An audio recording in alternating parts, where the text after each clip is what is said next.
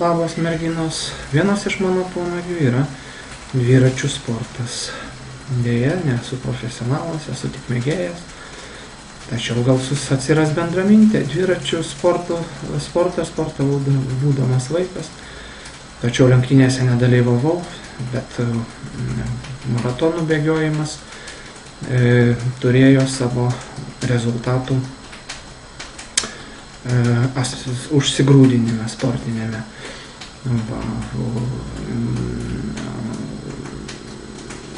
Taip pat, kai dirbau Klaipėdos universitete, taip pat labai buvo malonu važinėtis dviračių takais iš Klaipėdos į Juodkrantę, į Gyrulius ir taip toliau.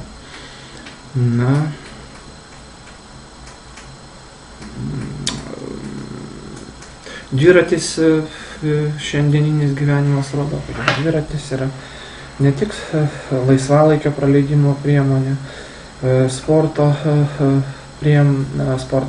priemonė, tačiau ir susisiekimo priemonė, kurią labai patogu naudotis, norint nuvažiuoti iš taško A į tašką B mieste, kaime ir bet kur kitur.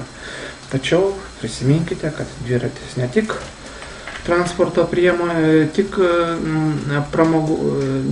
Dviratis nėra saugi transporto priemonė, kaip ir visos kitos transporto priemonės.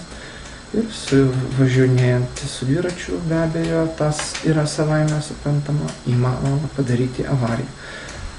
Man pačiam gyvenime taip pat buvo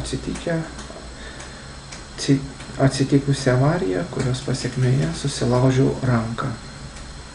Todėl dviratis yra, su dviračiu važiuojant reikia būti atsargiam ir atsargioms.